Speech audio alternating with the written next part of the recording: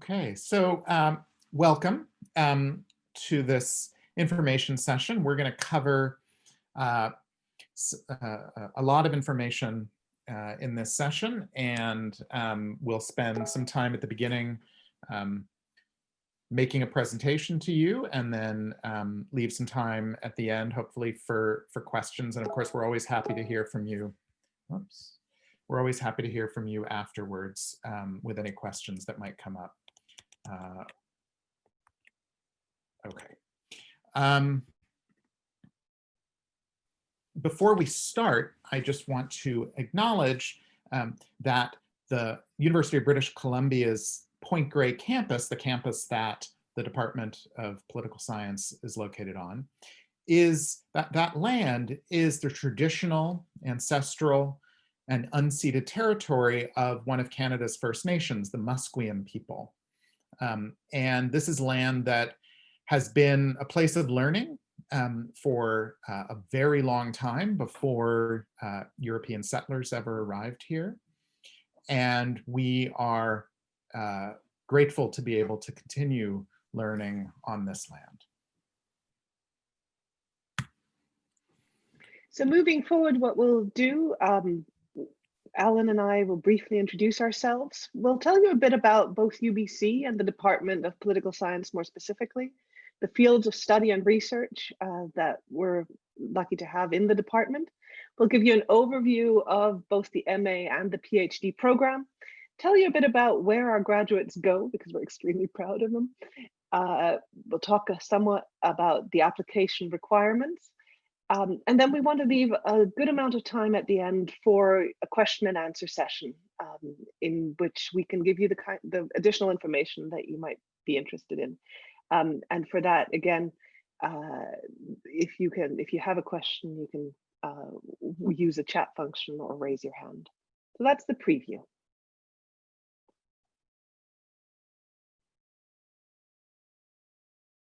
Alan, you're muted.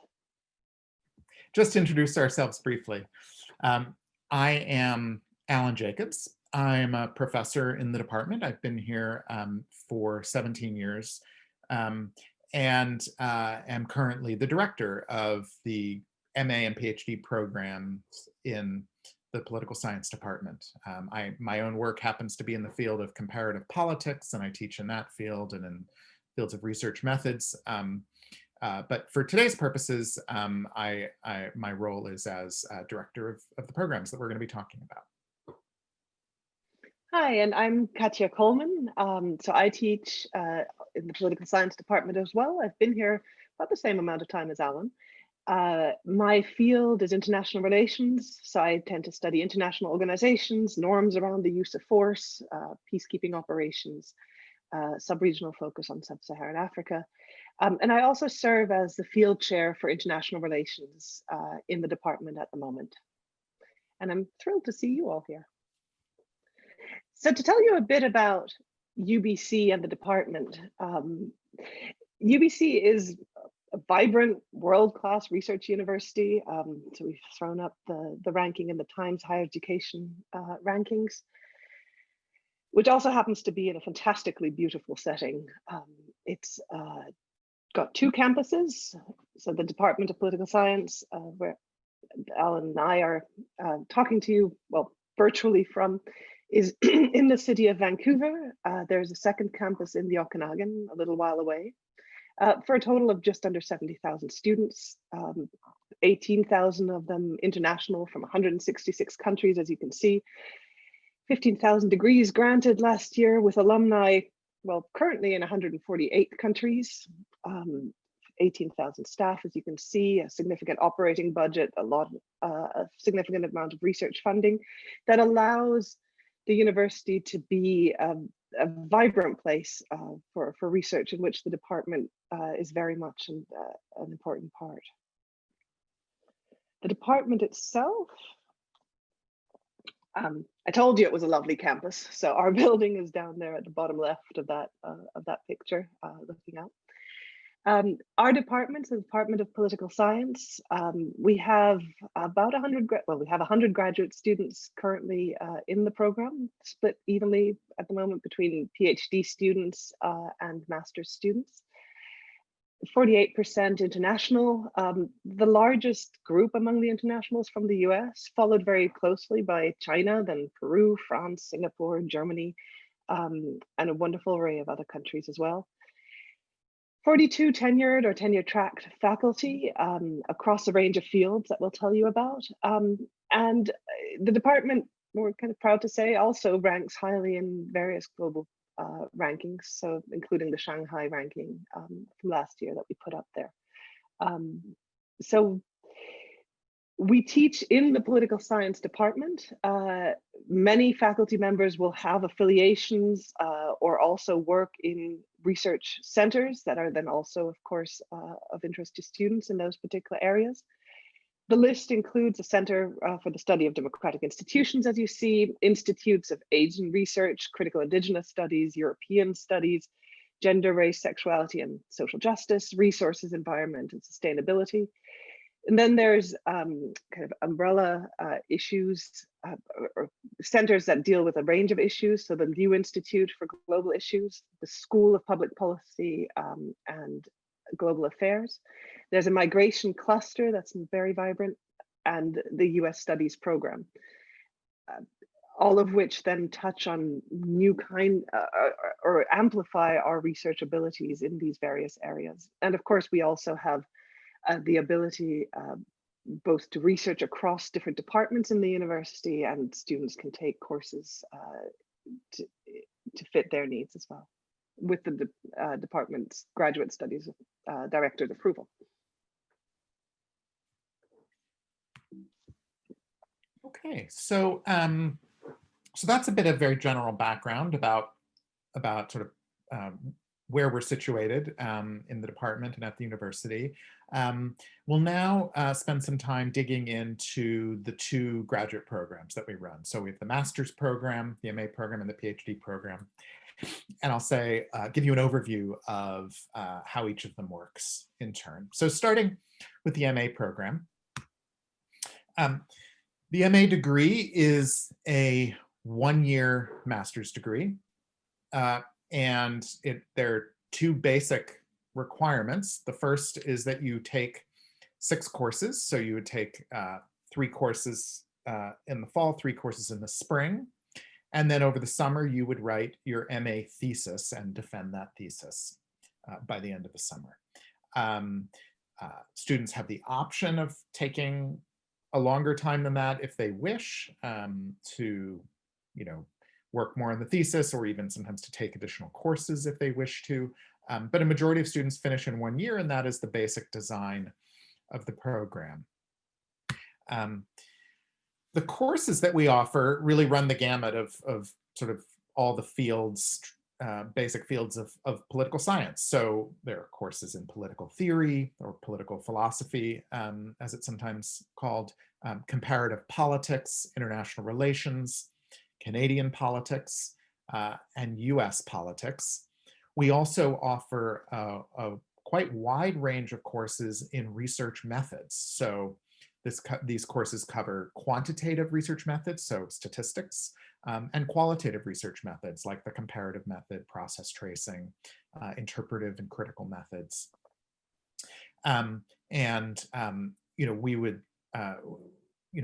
We consider the methods training that we offer to be one of the things that really makes our program quite distinctive, especially among other Canadian departments. We certainly have one of, if not the most rigorous method sequences in and sort of deepest sort of bench of opportunities to develop research skills, I think, of any department in this country.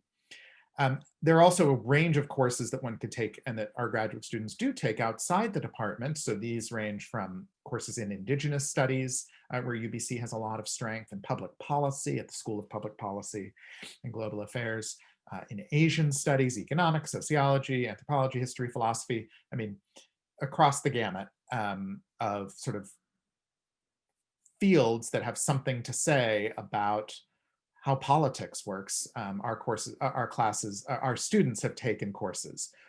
As Katya says, students need to request permission to take courses outside the department, but this is something that's regularly granted, and MA students uh, uh, very regularly take advantage of these opportunities.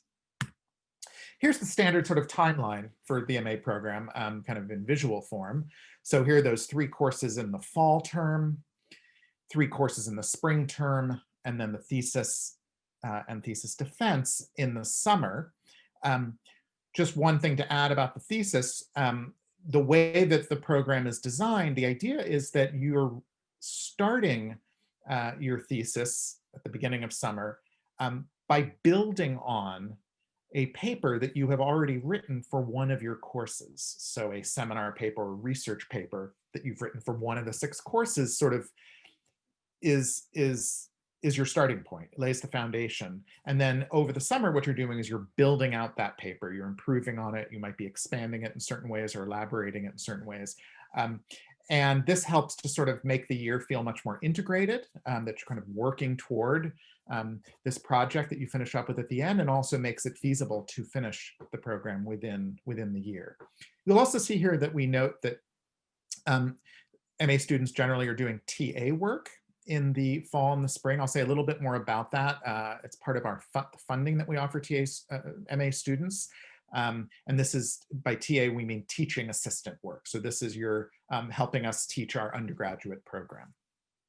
So you're getting experience in the classroom, typically running tutorials or seminars, grading papers, meeting with students.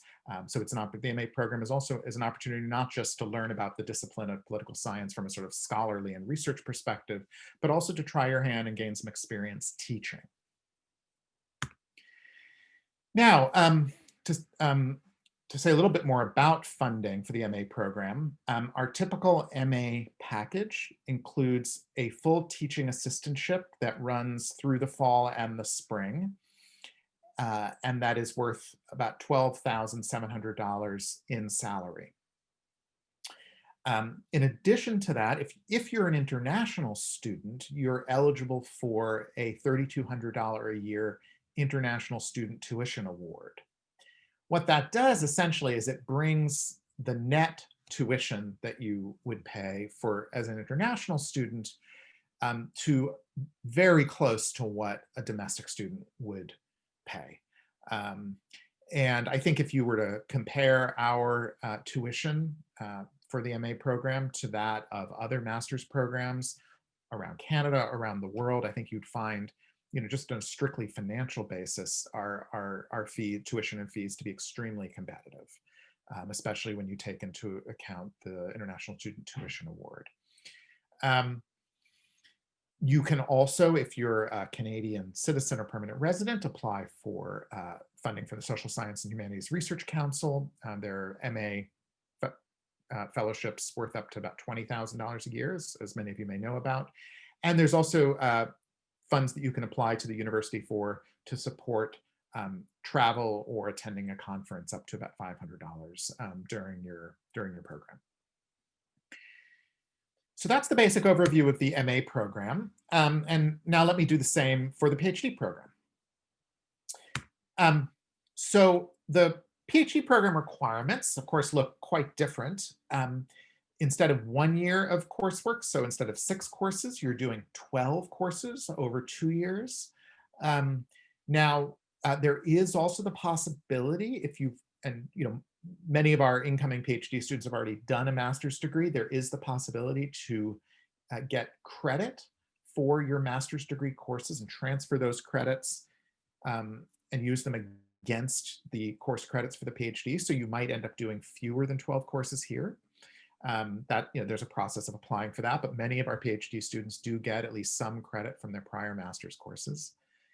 After coursework, you're then taking a comprehensive exam in your major field, whether that's political theory, comparative politics, IR, US politics, or Canadian politics. You're taking an exam that essentially establishes your mastery of that field.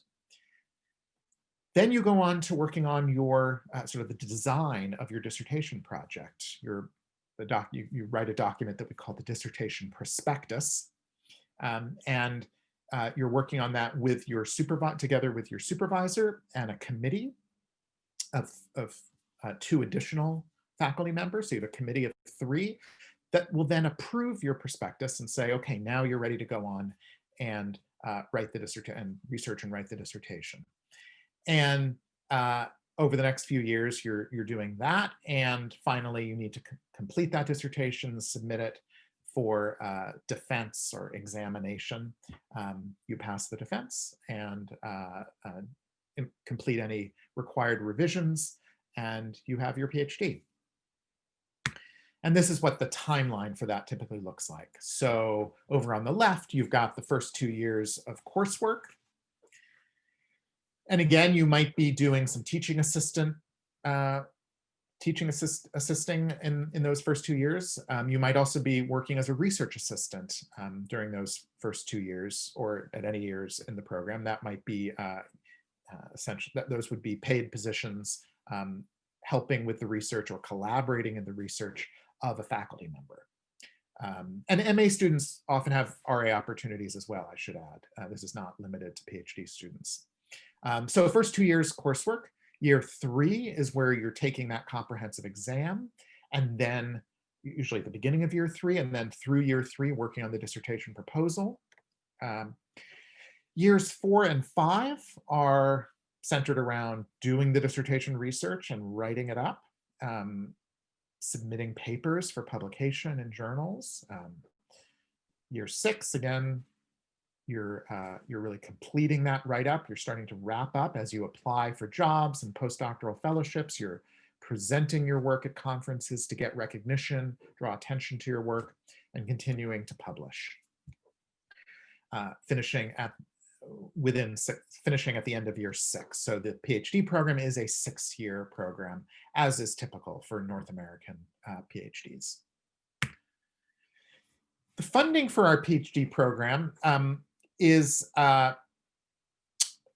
roughly as follows. So we provide guaranteed funding for the first 5 years. And so that has 2 main components. We, first of all, cover your tuition. So you do not pay tuition for the first 5 years. And in addition, we give you a fellowship or a stipend to live on for those first 5 years. That is typically going to be supplemented with guaranteed TA, teaching assistant positions, spread out in various semesters of those first 5 years. In addition, in year 6, there is also the possibility to get, and we don't guarantee this at the outset, but there is a possibility of getting additional both tuition coverage and fellowship funding and TA or RA work in year 6 to fund the year in which you're completing the PhD. Again, Canadian citizens and permanent residents can apply for SSHRC funding provided by the Canadian federal government. And I'll actually say more about the last point here on a separate slide that I think is coming up now. The funding I've just talked about is essentially sort of the core PhD funding is guaranteed as a part of your admission offer to fund, again, tuition and living expenses. But there is additional funding that we also provide for our PhD students to support their professional development. And this is because we know there are a range of things that PhD students need to be doing, to be getting out there into the world, to be learning more skills, to be doing their research. So one area in which you can apply for additional funding is to fund your research. So you can apply to the department for funding to finance going and doing field work, say in another country. You might want to hire an undergraduate as a research assistant to help with some of your work. You can apply for funding for that. You might want to do a survey, let's say, which costs money. And those are just a few examples of the sorts of dissertation research expenses you can apply for funding for. We also regularly fund students to attend major national and international conferences, from the American Political Science Association annual conference to the International Students Studies Association Conference, the Canadian Political Science Association Conference, and on and on. And that's another pot of money you can apply for. And finally, you can regularly send students to Summer Research Methods Institute. So this is, these are institutes located usually in other parts of the world that provide more advanced specialized training in particular quantitative or qualitative methods. So this is meant to supplement the training that we offer here in the department. Okay, over to you, Katya. Which then, of course, gets you to the question of, well, when I've finished, what happens next? So let me tell you a little bit about where our graduate students go. So we'll talk a bit about the PhD students first, and the MA students afterwards. So some of our PhD students, a fair number of our PhD students become our colleagues, which we're very excited and proud about, of course. Some stay in Canada, including, so you've got a partial list up there, but universities of Toronto, Victoria, Simon Fraser Memorial, Winnipeg, York, Manitoba, Western, Ottawa, and more. So we place amongst the major universities in Canada, but we also place abroad. So abroad from the Canadian perspective, internationally, in the US, in Europe, Israel, Australia, Singapore, Japan. And again, this is only a partial list. But it means that our students go on to become colleagues, scholars around the world. And they also often go via postdocs, including Harvard, Yale, Columbia, Vanderbilt, Toronto, Queen's, Oxford, Duke, and others. So those are the academic placements. We're equally proud of our PhDs who go on to non-academic placements in government, in Canada and abroad, international organizations, international non-governmental organizations, national and non-governmental organizations, and in the private sector. Bringing essentially the things that they learn here into their jobs, and sometimes coming back for guest lectures and fueling the continued kind of discussion about how international politics, how politics shapes nationally and internationally most major aspects of life. Our MAs go on to equally stellar careers. Many do go on to take PhDs. Some stay at UBC, others go to other universities, Yale, Northwestern, Duke, UCSD, Toronto, and others. Others go on to government positions or policy positions. Some do both, so they might go for a position and then come back for a PhD. They work in think tanks and NGOs and corporate positions and academic administration. So there's a whole host of careers that are open to our graduates. And we're very proud to say that they've performed really, really well across a whole broad stream of employment options.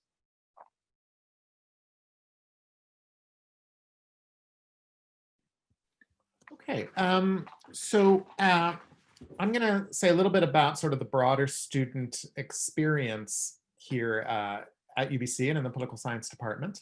And then after that, we'll talk about the application process, and then we'll open things up for questions.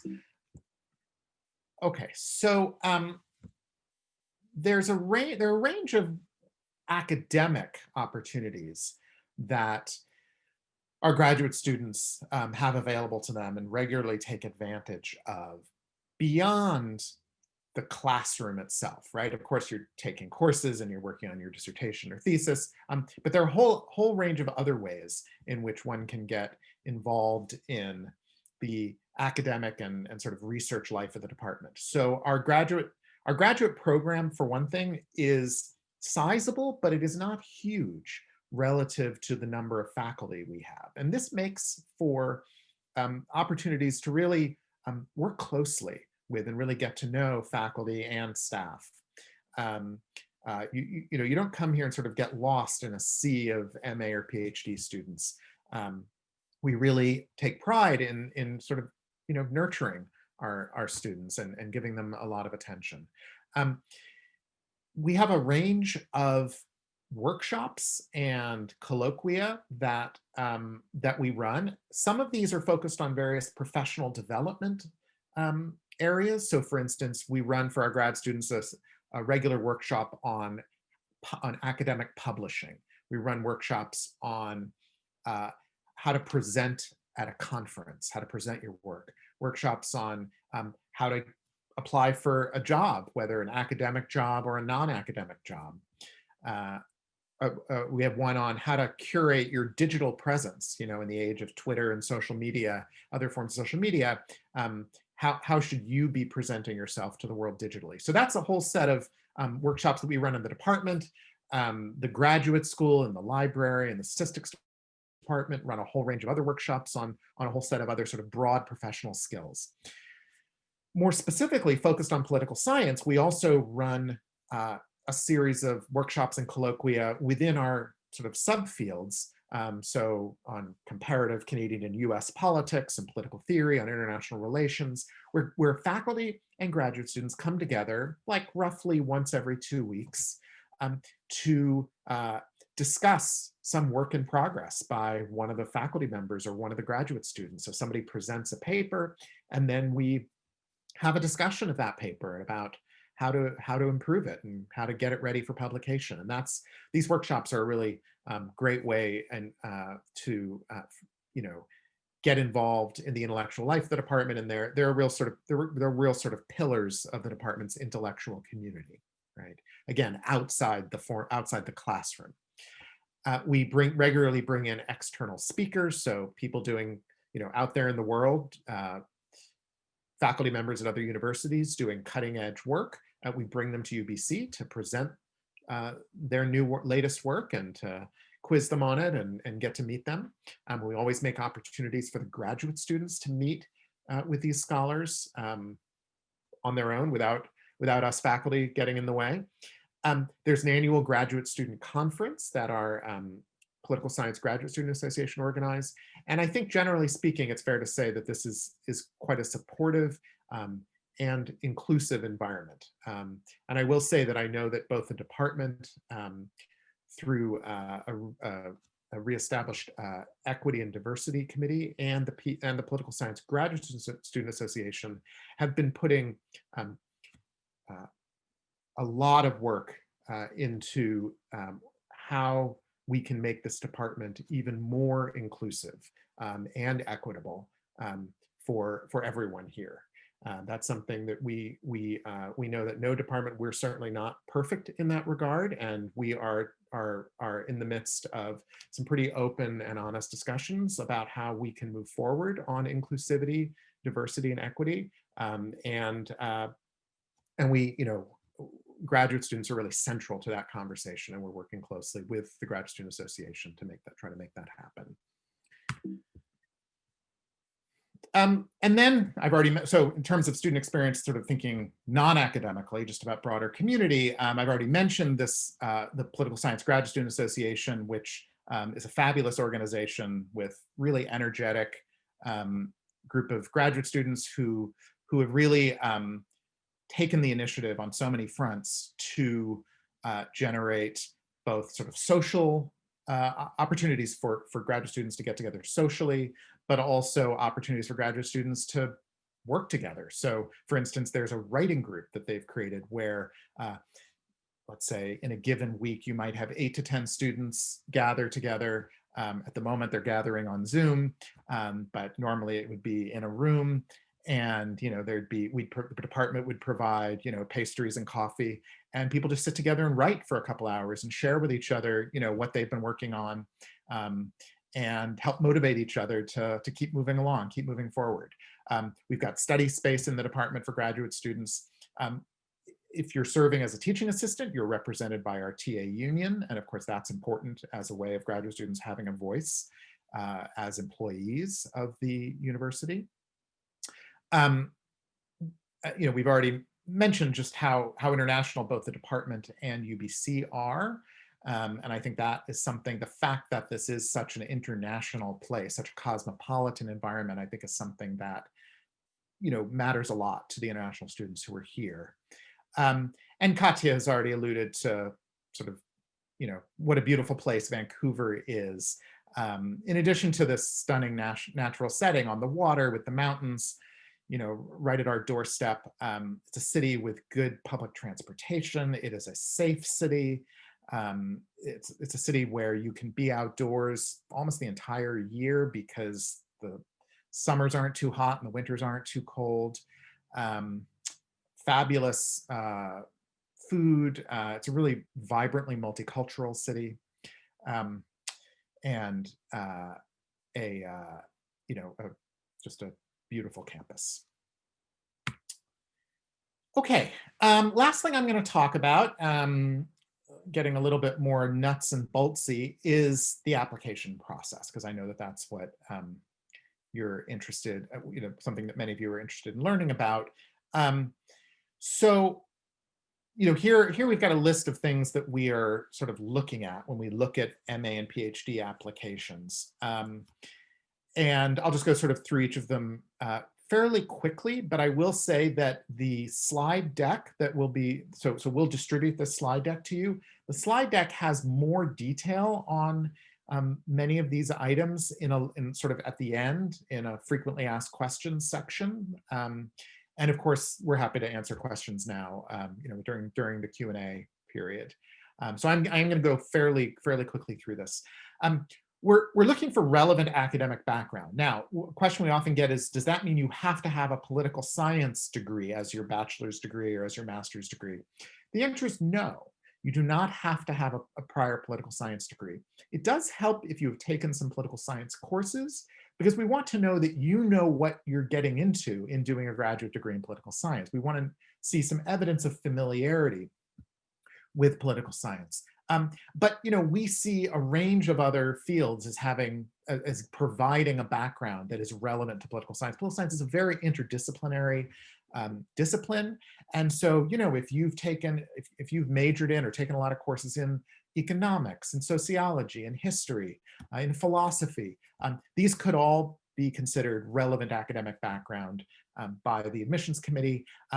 And we're looking for but we're not looking for like fully formed political scientists landing on our doorstep, right? We want some relevant academic background, and then we want to see, through the other elements of your application that you have an ability to learn, right? That we're looking for bright, motivated, hardworking students. Of course, the transcript is a really important part of any application. We're generally looking for a first-class GPA in the last 2 years of study, whatever those were, whether we're talking about the last 2 years of your undergraduate or the 1-year MA you did plus the last year of undergraduate. Those are the 2 years we focus most on. And then what counts as first class will depend on your university or your national system. And we always map onto that system. So that's sort of the minimum GPA that we're generally looking for. You're going to write a statement of intent that's going to, tell us about your, what sorts of issues in political science you're interested in. It's going to tell us something about any prior research experience or research skills you've acquired that might be relevant and prepared you for this degree. Any aspects of your personal background that you think are informative about the trajectory you're likely to take in political science. 3 academic letters of reference. Again, these should be from people who have taught you or supervised you in an academic setting. PhD applicants will submit a writing sample. You want this to be something that shows off your research skills and your writing, so that you can write clearly. You know how to structure a paper clearly. You can make an argument coherently. The GRE, so we often get questions about the GRE, who must take it, who should take it. So GRE is required for PhD applicants who don't have a Canadian prior degree. So that's the group for whom the PhD is required. It is recommended for applicants to our MA program and for PhD applicants who do have a Canadian degree, but it's not required for those groups. So, uh, uh, we would definitely say, you should, if you can't or simply don't want to take the PhD, the GRE, but are in one of those groups, that should not stop you from applying at all. And we all, given the constraints imposed by the COVID-19 pandemic, we are accepting GRE Home this year, which is a version of the GRE, like it sounds, that you can take at home. If GRE Home for some reason is just not available where you are, or is for some reason not feasible, please get in touch with us. And we are certainly willing to, offer flexibility given these, truly extraordinary circumstances. So please let us know if you're facing some problem in taking the GRE. If you don't have an English language degree, you need to take one of these 2 English language exams, TOEFL or IELTS. Another thing that we're often asked, particularly by PhD applicants, is do I need to have sort of gotten a faculty member to say, yes, I want to be your supervisor? Do I need to have figured out who my supervisor would be before, when I apply? And the answer to that is definitely no, you don't have to. You are welcome to contact faculty members who have interests close to yours ahead of time to gauge their interest, tell them what you're interested in doing, find out how much, find out what they're working on these days, gauge the degree to which they'd be interested in working with you. But you do not have to have gotten agreement from a faculty member ahead of time that they're going to serve as your supervisor. That's often the way programs work, say in Europe. But the typical pattern in North America is that your supervisor, or as US programs call them, your advisor, that's not something that gets settled on until you're already here, often not until you're finished with coursework, so a couple of years in. So for now, it's helpful in your statement to point out faculty members you'd be interested in working with, but there's no need to have secured a supervisor at the time of applying. Okay, here are 2 important dates. Notice that the deadlines for the PhD and MA applications, the deadlines are different, right? We have a PhD application deadline of December 15th, and the MA deadline is January 7th, 2021.